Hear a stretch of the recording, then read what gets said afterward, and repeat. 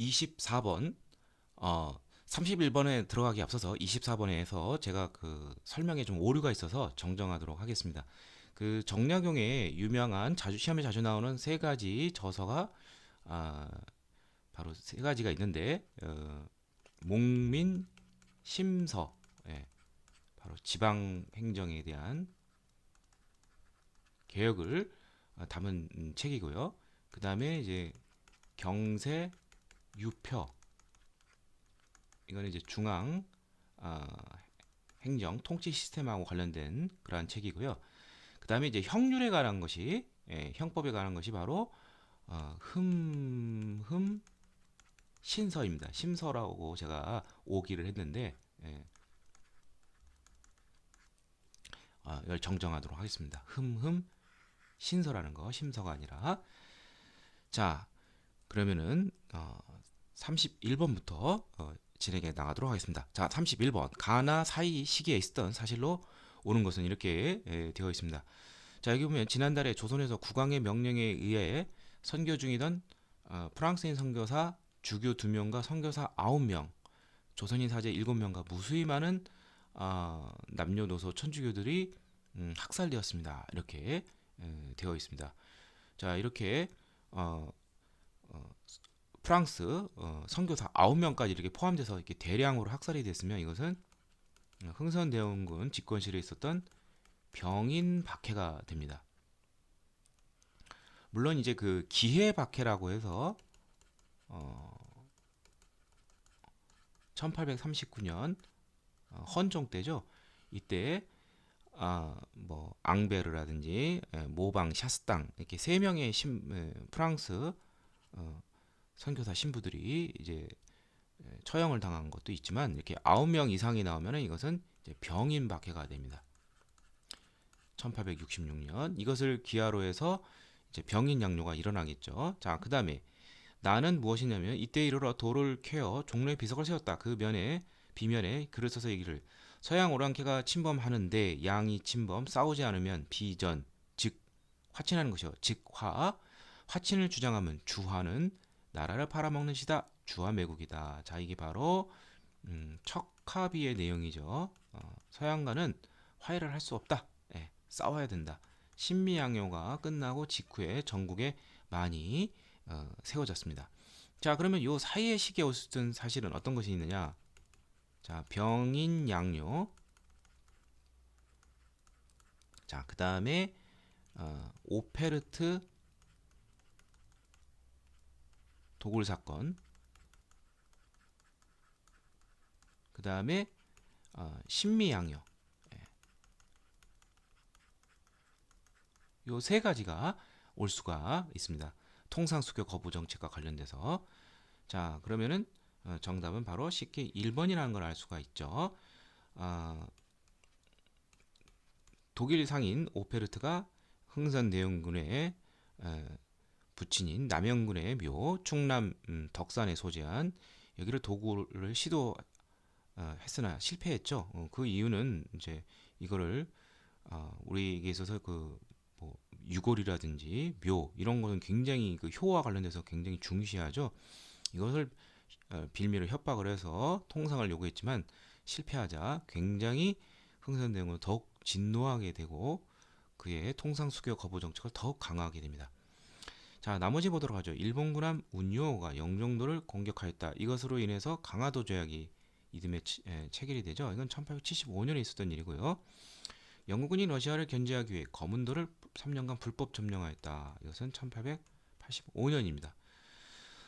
조선이 프랑스와 조약을 체결하여 천주교 포교를 허용하였다. 조불수호 통상 조약이죠. 이건 1886년이고요. 조선 책략 유포에 반발하여 이만선 등이 영남 만인서를 올렸다. 이건 1881년입니다.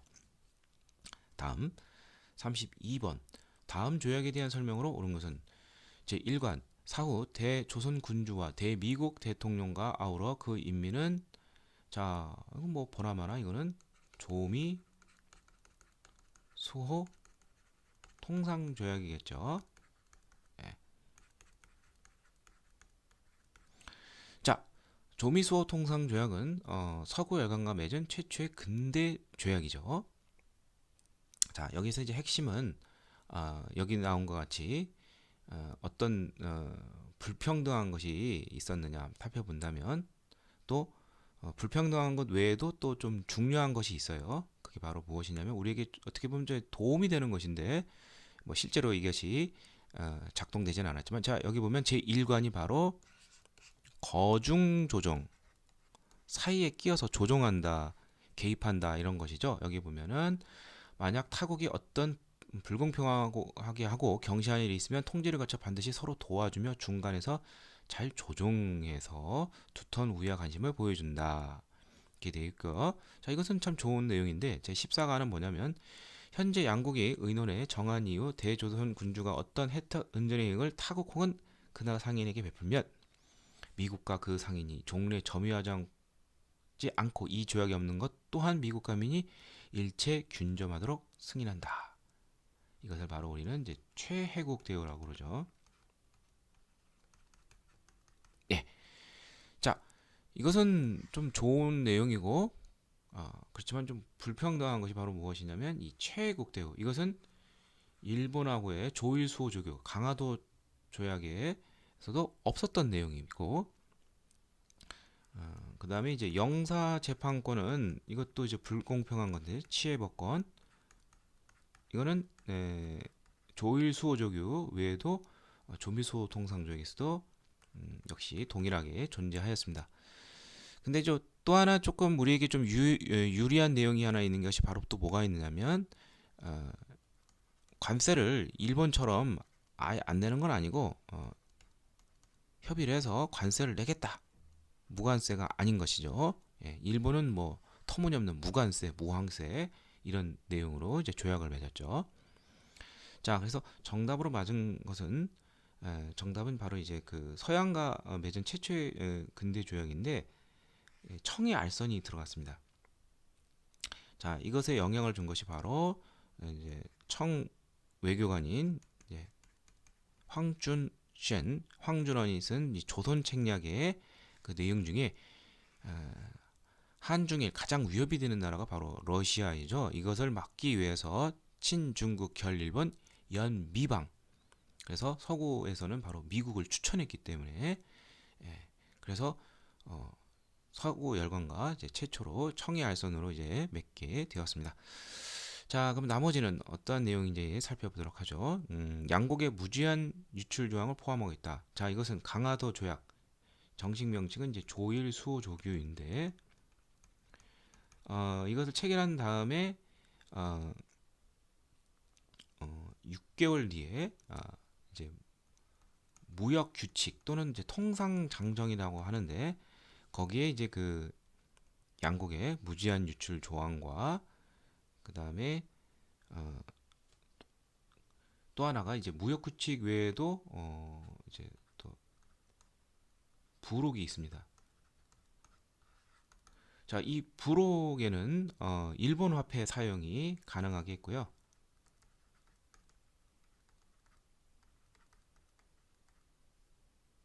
예.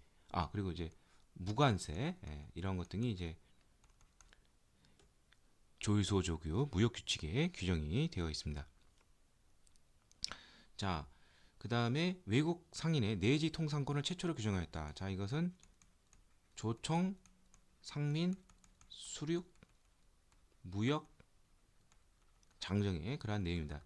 이모군란을 청이 진압하고 이것을 이제 체결하였는데 자, 이것은 일본도 갖지 못했던 어마어마한 내용이죠. 바로 어떤 내용이냐면 일본도 개항장 심리 내에 제한이 되어 있는데 청상인들은 바로 내지까지 내륙 깊숙이까지 통상을 할 수가 있고 또 한성 개장권, 양화진 개설 등을 통해서 도성까지도 이제 진출할 수가 있게 되었습니다. 그 다음에 스티븐스가 외교 고문으로 부임하는 계기가 되었다. 자, 이것은 1차 한일 협약의 그런 내용인데요. 1904년 8월에 체결이 돼서 친일 미국인 스티븐스가 외교고문으로 그 다음에 일본인으로 메카타가 재정고문으로 부임하게 되었습니다. 그 그다음에 부산, 원산, 인천에 개항장이 설치되는 결과를 가져왔다. 자, 이것은 강화도 조약이라고 불리는 조일 수호 조규의 그러한 내용이 되겠습니다.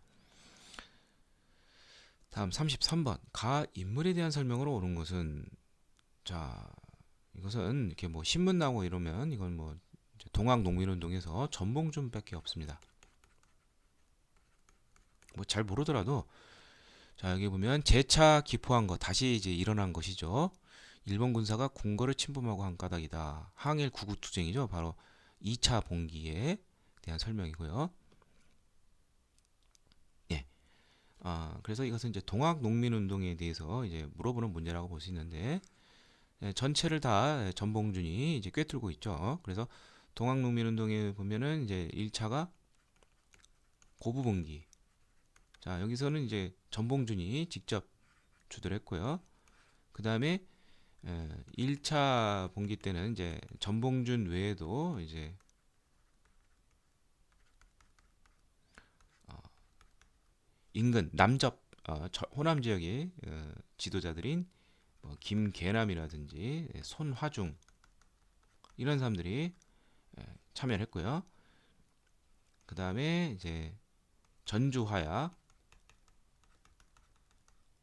그리고 집강소 설치 자체행정기구, 그 다음에 이제 2차 봉기가 있는데 이게 바로 경복궁 일본군이 점령을 하면서 항일 구국투쟁으로 나간 것이죠. 자, 여기서는 남접 외에도 북접의 지도자로서 손병희가 함께 이제 참여하기도 하는 것이죠. 자, 그런데 이제 그 1차 봉기 때는 뭐 황토연 전투라든지 황룡천 전투 이런 데서 가명군 또 중앙 경군까지 다 무찌르게 되지만 2차 봉기 때는 이제 항일 구국투쟁이기 때문에 일본군하고 싸우게 됩니다. 근데 여기서는 공주 우금치에서는 신식 무기로 무장된 일본군에 의해서 대패를 하게 되고 동학농민운동은 실패로 이제 가게 되었습니다. 자, 그래서 정답은 바로 이제 5번이 되는데요. 우금치에서 일본군 및 관군과 맞서 싸웠다. 보국아민 나라를 지켜 백성을 평안하게 한다. 자, 이런 것은 바로 항일 구국투쟁과 관련된 그러한 것이고요. 하나 뭐 더하다면 뭐 제폭 구민 폭정을 제거해서 백성을 구한다. 이런 이제 반몽건적인 그러한 패정 이런 것을 이제 없애기 위해서 일어났었죠. 제폭구민, 보국아민 뭐 이런 구호도 좀 알아두시길 바랍니다. 자, 나머지 인물은 누구인지 살펴보도록 하죠. 을사늑약에 반대하여 의병을 일으켰다. 을사의병은 외교권 박탈하고 관련돼 있죠. 자, 이때 활약했던 사람은 호남, 태인, 순창 지역에서 최익현이, 그 다음에 충청남도 홍주, 홍성 쪽에서는 민종식이, 그 다음에 평민 출신 의병장으로 신돌석이 경북 울진 지역 쪽에서 활약을 하게 됩니다. 독립협회를 창립하고 독립문을 세웠다. 갑신정변의 주역이기도 했던 서재필 선생이 되겠고요.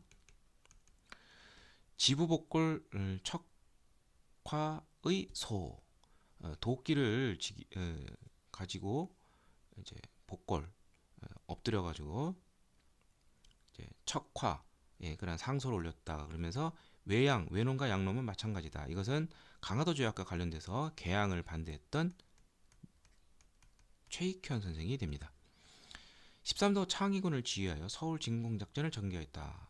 자, 이것은 정미의병 때 이인영이라는 분이 이제 그 총대장인데 부친상을 당하면서 낙향을 하게 돼요. 그러면서 자기는 빠지고 군사장 허위에게 맡겼는데 이게 좀 문제가 되는 것이죠. 총대장이 부친상 때문에 뒤로 빠진다는 것은 이제 문제가 된 것이죠. 자, 정답은 5번이 되겠고요. 34번 다음 인물에 대한 설명을 오는 것은 국권 침탈에 저항한 구국의 운동의 지도자 이준 선생. 자, 그러면은 헤이그 특사가 떠오르겠죠. 이 세 사람이 누구죠? 여기 나온 이준, 이상설, 이위종 요 세 사람인데 뭐 그러면은 뭐 특사로 파견이 된 사람, 바로 5번이 되겠죠. 을사조약의 부당함을 알리기 위해서 고종의 밀사로 파견이 되는데 이준 선생은 회의에 특사가 참여하지 못하게 되자 비분 속에서 결국 죽게 됩니다. 예. 그래서 어, 유명한 사람이죠. 세 사람 중에서도. 자, 그래서 정답은 이제 5번이 되겠고요. 자, 나머지는 어떤 인물인지 살펴보죠. 고종의 밀지를 받아 독립의금부를 조직한 사람은 바로 임병찬이 되겠습니다. 그래서 대한제국을 재건하는 것이죠. 복벽주의. 영국인 베델과 함께 대한매의신문을 발간하였다. 그러면서 국채부상운동에 간세로 활동했던 사람 양기탁. 평양에서 조선물산 장려의 발기인대를 개최한 사람 바로 평양의 한국판 간디라고 불리우는 조만식 선생. 북간도에서 서전서속을 설립하여 민족교육을 실시하였다. 자, 이 사람은 헤이그 특사 중에 한 사람인 바로 이상설 선생이 되겠습니다. 이제 이상설 선생은 이제 서전서속도 유명하지만 연의제 주역에서 대한광복군 정부를 수립하기도 하였습니다. 35번 다음 상황 이후에 전개된 사실을 옳은 것을 보기 위해서 고른 것은 자, 환구단이 나와요. 여기서 천지에 고하는 제사를 지냈다. 황제가 지내는 제단이 바로 환구단인데 바로 황제로 즉위하는 거 바로 대한제국의 선포가 되겠죠. 예, 그게 바로 1897년 10월에 있었는데 이때 연호를 광무라고 하고 이후 러일 전쟁 전까지 광무개혁이 추진이 되었습니다. 자, 그러면은 이제 광무개혁의 핵심은 뭐냐면 황제권을 강화하고 여기 이제 두 가지가 있어요. 재정적인 것과 군사적인 것이 있는데 재정적인 것은 황실 재산 관리 기구인 내장원의 기능을 더욱 확대를 하고요.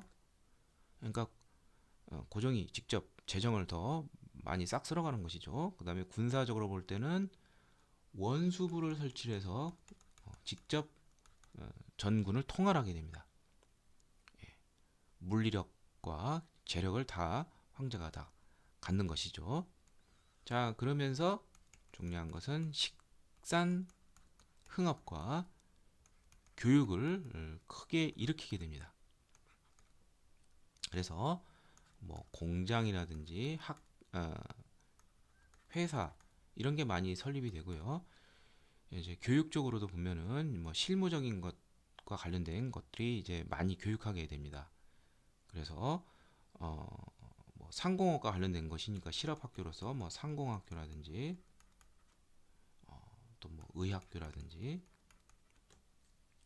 뭐 등등 이런 실업적인 것까지 이제 실무적인 기술을 익히는 이러한 학교 또 뭐 그 외에도 뭐 사립학교들이 이때 대한제국 시기에 많이 나타나게 됩니다.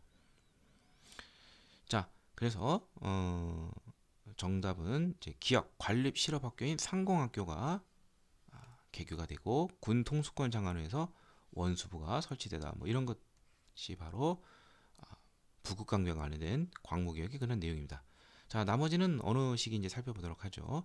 근대식 무기 제조 공장인 기기창이 설립이 되었다. 자, 이것은 이제 영선사하고 관련돼 있죠.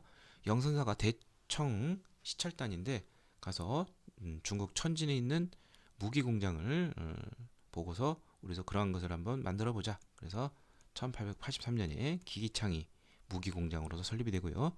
서양식 근대 교육기관인 유경교원이 세워졌다. 이거 역시 1886년 다 광무개혁 이전인 1897년 10월 이전에 있었던 사실이 되겠습니다. 자, 그래서 기억 니은이기 때문에 정답은 1번이 되겠습니다. 36번 다음 사건이 일어난 시기를 연피해서 옳게 고른 것은 대한민국 임시정부 내각 책임제 국무령제 채택 이렇게 되어 있는데 대한민국 임시정부의 헌법이 총 5번 바뀌었죠. 5차까지 개헌이 있는데 자, 이것은 바로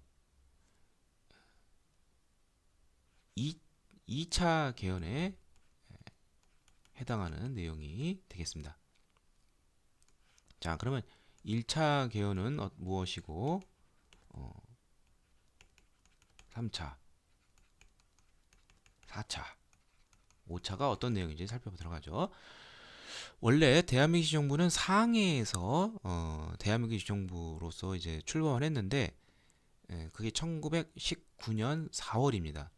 여기서 이제 임시의정원이라는 것이 상해에서 어, 이제 설립이 되고 근데 이제 그 대한국민의회 연해주에 있는 그 다음에 서울에 있는 한성정부 이것을 통합하기 위해서 다시 한번 이제 그 헌법을 이제 바꾸게 되는데요. 거기서 이제 대통령제로서 이제 채택을 하게 됩니다. 그래서 우리가 보통 임시정부의 상권 분립에 입각한 뭐 그러한 대통령제 그러면 바로 1차 개헌의 그러한 내용인데요. 어, 바로 1919년 9월에 이제 개헌이 있게 됩니다. 자, 대통령 중심제가 됩니다. 근데 이승만이 이제 국민대표회의 이후에 이제 탄핵을 당하게 됩니다. 그게 바로 이제 1925년인데 탄핵당하고 이제 2대 대통령으로 박은식이 이제 취임하고서 바로 2차 개헌을 하고 한 달도 못해서 취임한 지 한 달도 못해서 이제 사망하게 됩니다.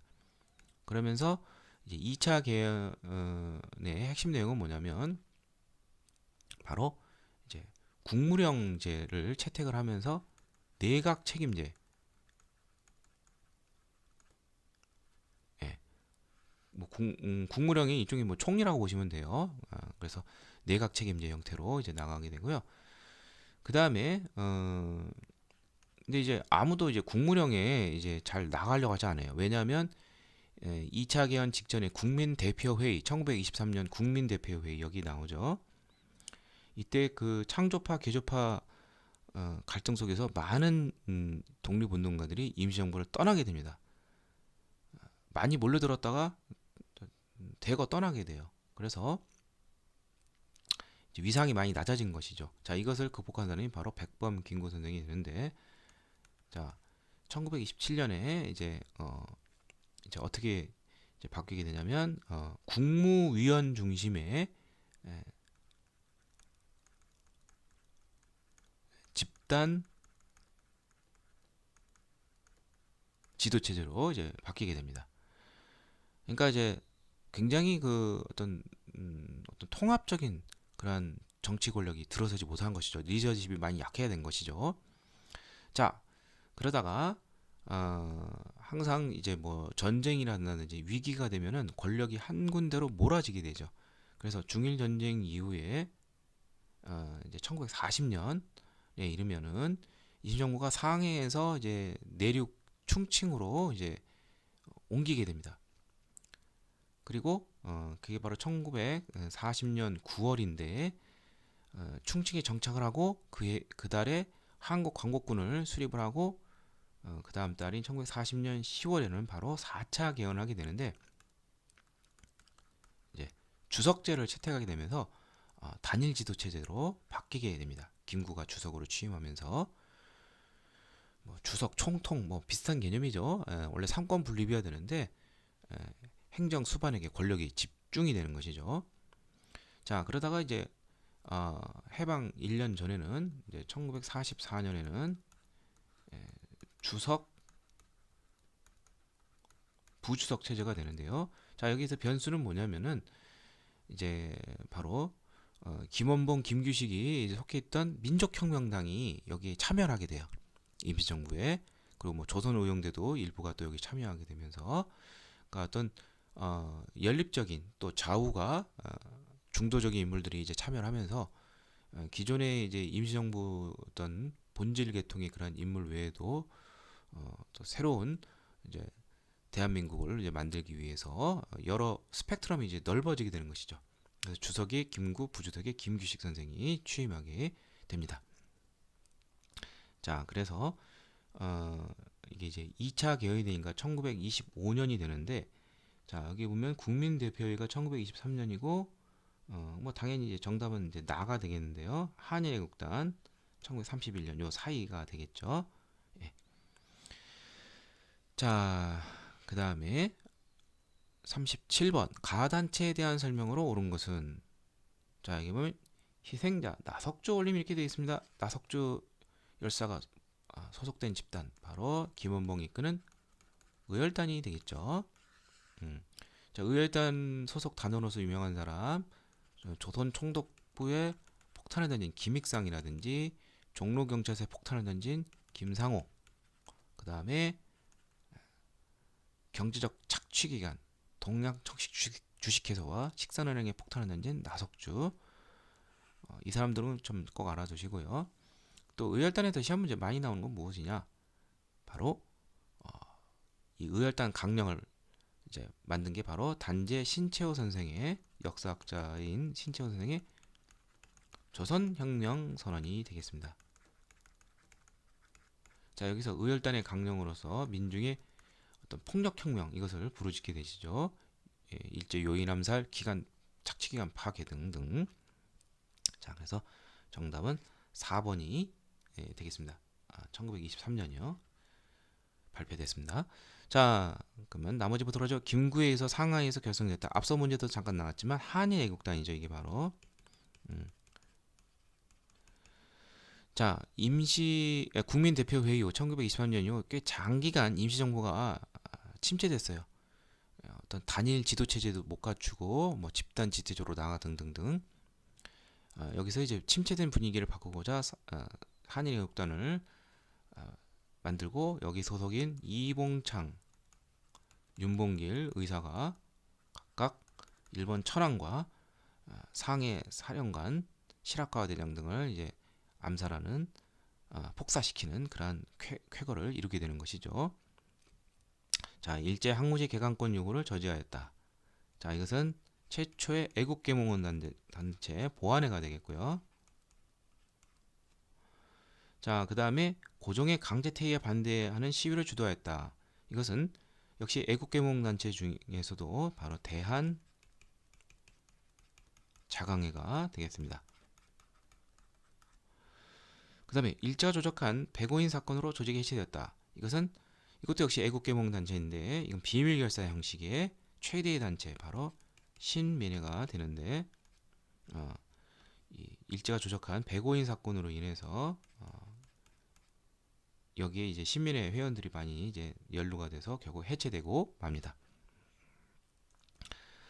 38번 가 지역의 독립운동에 대한 설명으로 오는 것은 이 사진은 박용만이 주도하여 어디에서 창설한 대조선 국민군단의 훈련 모습입니다. 자, 이거는 해외 지역의 독립운동에 대한 문제인데 박용만이 미주 하와이에서 오늘날 미국이 되죠. 여기서 창설한 바로 대조선 국민군단이 되겠습니다. 1914년에 결성이 되었습니다. 자, 그러면 이제 미주 지역의 독립운동은 어떻게 되느냐? 딱 두 가지만 알면 돼요. 이 대조선 국민군단이 있고요. 그 전에 한인들을 이제 총 모아서 여러 가지 그 단체들이 많이 있었지만 이것을 다 모은 것이 바로 대한인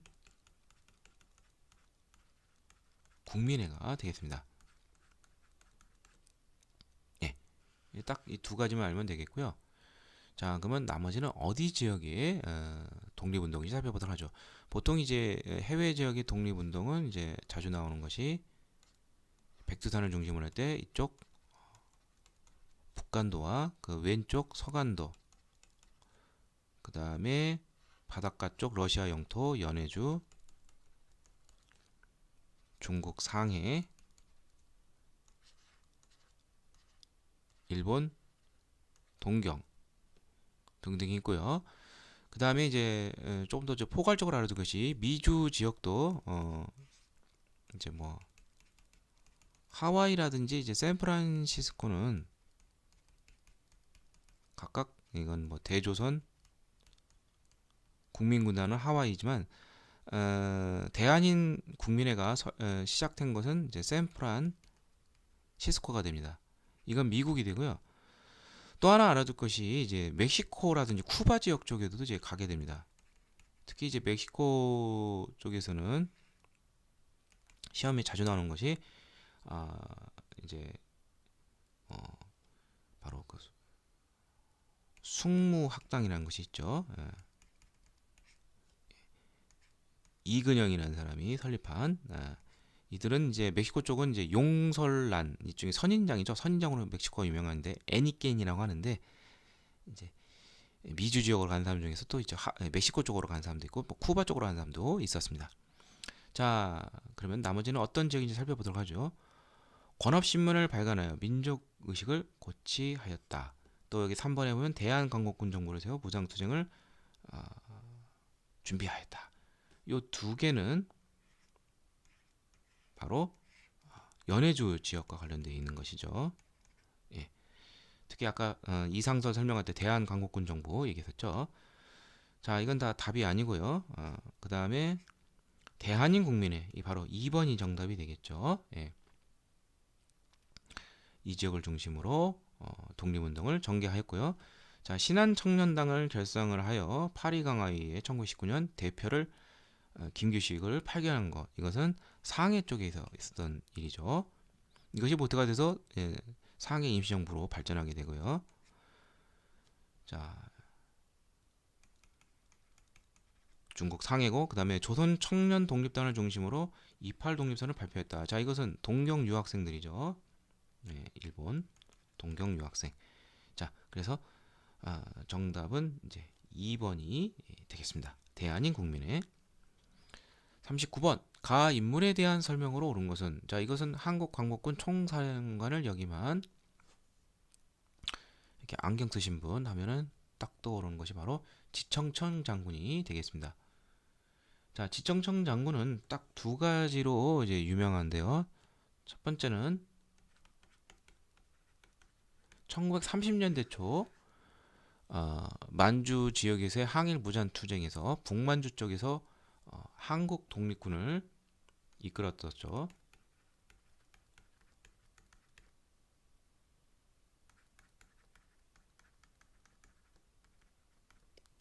자, 그 다음에 두 번째가 여기 나온 것처럼 한국 광복군의 초대 총사령관을 역임하게 되었죠. 자, 그래서 여기 보면은 이분은 이제 일본 육사 출신인데 망명을 해서 시간무관학에서 교관으로 활동을 하면서 1930년 한국 독립군 총사령관으로 대전자령, 또 뭐 어떤 전투가 있냐면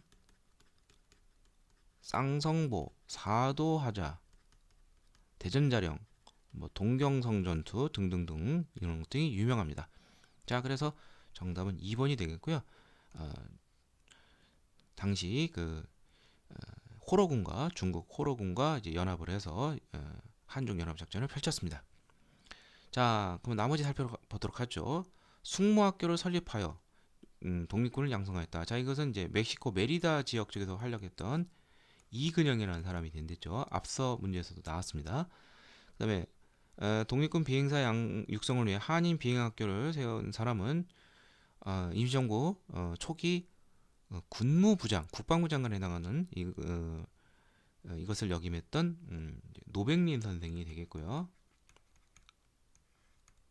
그래서 한인 비행학교를 미국에서 이제 세우기도 했고요. 자, 그 다음에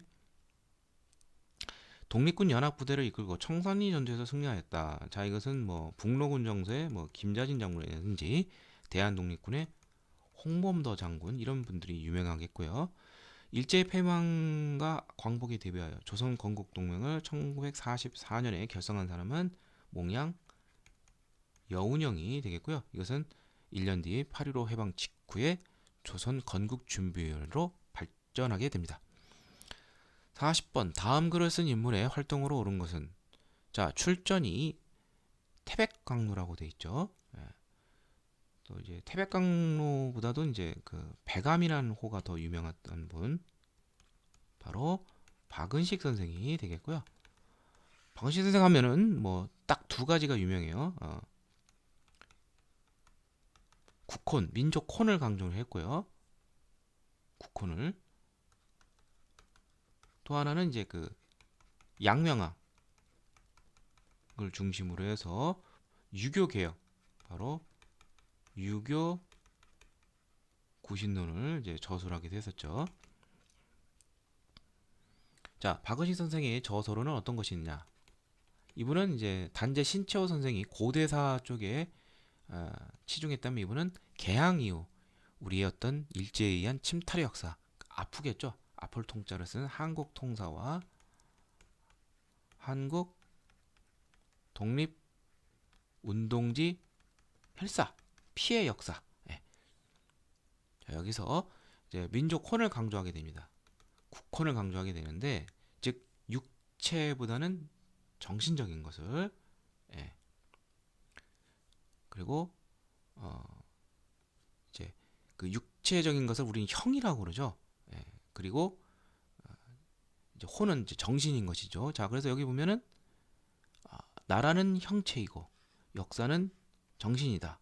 자, 형체는 허물어졌지만 정신은 보존하면 결국 다시 불가능하지 않겠는가? 다시 부활할 수 있다. 이렇게 역설하고 있습니다. 그러면서 국혼, 국백, 예. 국백은 일시적으로 없어지더라도 국혼은 영원하다는 그러한 입장. 그것은 결국 역사와 관련되어 있는 것이죠. 자, 그래서 정답은 3번이 되겠습니다. 한국 독립운동지 열사 독립투쟁과정을 정리했다. 자, 나머지는 어떤 인물인지 살펴보도록 하죠. 진단학회를 창립을 하고 진단학고를 발행하였다. 이 진단학회는 실증주의 사관과 관련된 것이죠. 자, 이것은 두 개의 이병도 선생이 해당이 되겠고요. 여유당 전선을 간행하고 조선언학 운동을 주도했다. 자, 이것은 비타협적 민족주의 역사학자인 민족주의 역사관이죠. 일종의 박어신 신채호 선생의 그러한 것을 이어받은 바로 위당 정인보 선생이 되겠습니다. 그래서 이 정인보 선생이 이제 조선 어를 강조했습니다. 이 사람은 박은식 선생이 혼을 강조했다면 어를 강조를 하고 그 다음에 안지용이라든지 문일평 선생들과 함께 실학의 고전을 정리하면서 조선왕 운동을 이제 1934년부터 이제 주도를 하게 되었습니다. 다음에 독사신론을 저술을 해서 민족주의 사관의 기초를 마련한 사람은 단재 신채호 선생이 되겠고요. 민족을 중심으로 하는 역사를 굉장히 강조합니다. 신채호 선생의 또 저술한 책으로는 이거 외에도 조선자가 많이 들어와요. 조선상고사, 조선사 연구초 요 정도는 좀 알아두시고요. 자, 그 다음에 사회경제사에서 식민사학의 정체성 이론을 논박한 사람은 바로 사회경제 사관학자, 유물론에 입각한 사회주의 유물론에 입각한 바로 그 경제를 이제 파악하는 바로 백남훈 선생이 되겠습니다. 그래서 세계사적 보편성의 원리 입각에서 한국사도 발전했다 하면서 일제가 식민사관 중에 하는 이 정체성 한반도의 역사는 발전이 없다 이것을 논파한 사람은 바로 백남훈 선생이 되겠습니다. 자, 그래서 정답은 3번이 되겠습니다.